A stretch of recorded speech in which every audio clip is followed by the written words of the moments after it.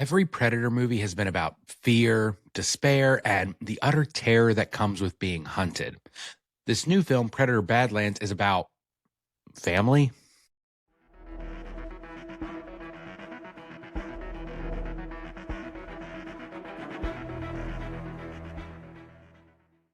Hey everyone, welcome to Create Context. My name is Joe, and this is the weekly-ish movie minute. Today we're talking about Predator Badlands, directed by Dan Trachtenberg. Trachtenberg has had a great deal of success in the past half a decade with this Predator franchise.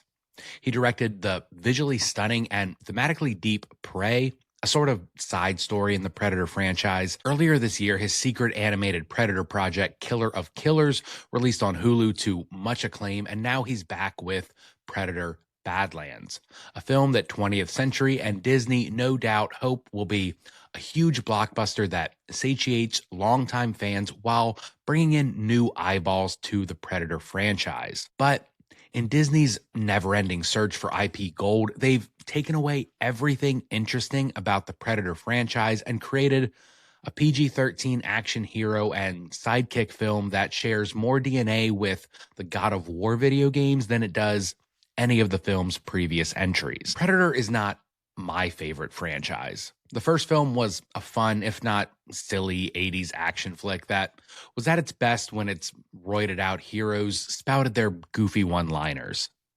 The rest of the series, from the baffling idea to take the Predator from the jungle to Los Angeles and the borderline irredeemable 2018 film The Predator, they all work better as interesting novelties than like true works of cinema.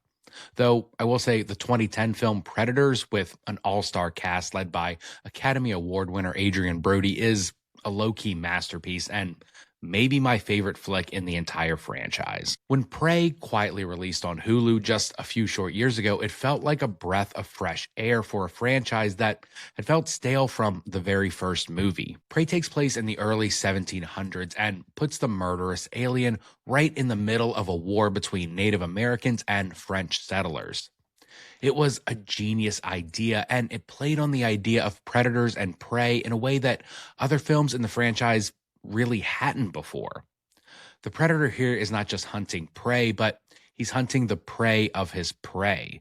There are so many larger themes at play, like colonialism, fighting off invaders, and protecting your tribe against outside evil forces. All this was done in a straight-to-streaming movie based off of a cheesy action movie IP. I would have loved to see more films like this, with like a predator roaming around ancient Egypt or Europe during the Crusades, but instead, this, Predator Badlands, is a planet-hopping caper that plays exactly how you think it would. Predator Badlands follows an almost comically close plotline to the first season of The Mandalorian. The Predator here, Yacha by the name of Dek, is now the protagonist instead of the villain.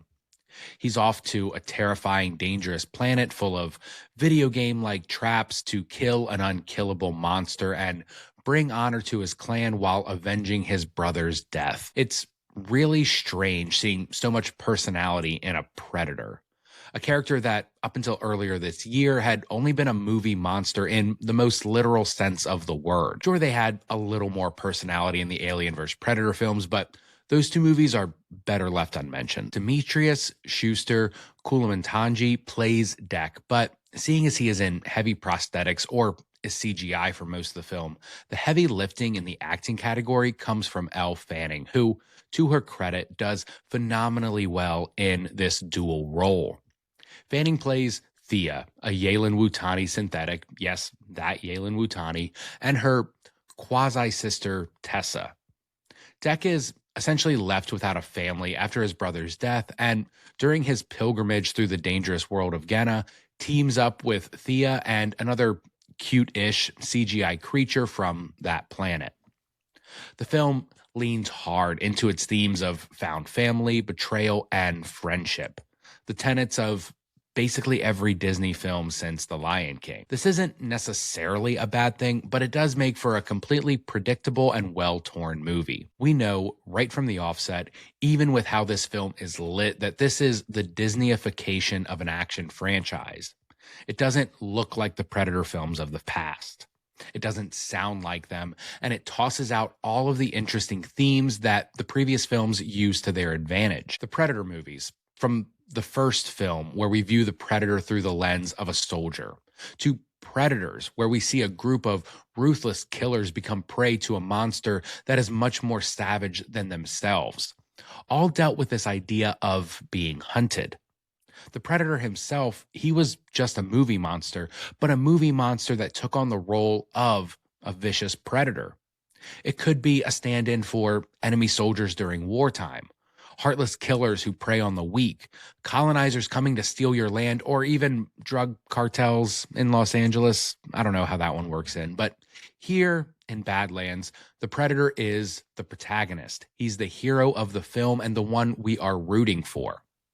And while there is a hunt that he's on, that entire storyline is little more than set dressing for video game boss battles and watching our chip-toothed hero find his new adopted family. Maybe I'm being overly cynical, but this newest Predator movie just feels like every PG-13 Marvel Disney washed action movie made in the past 20 years. I'm fine with franchises branching out to find new audiences, but when the result is a movie monster finding his new family by way of a goofy CGI alien and a half synthetic, it just feels cheesy and not in the good way. This film could very well possibly be your cup of tea, and it certainly is that kid, teen-friendly type of movie with a lot of great action sequences, and there is nothing too frightening here for a kid, say 10 to 12 and up. But it is not a Predator movie. It's not a movie about being hunted. It's not a movie about overcoming a monster, and it's not a movie that has any real deeper themes. It's Toy Story, but with movie villains from the 80s and a bigger budget. Thank you guys so much for hanging out at the Weekly Movie Minute. Again, I am Joe from Create Context, and I'll see you guys next time.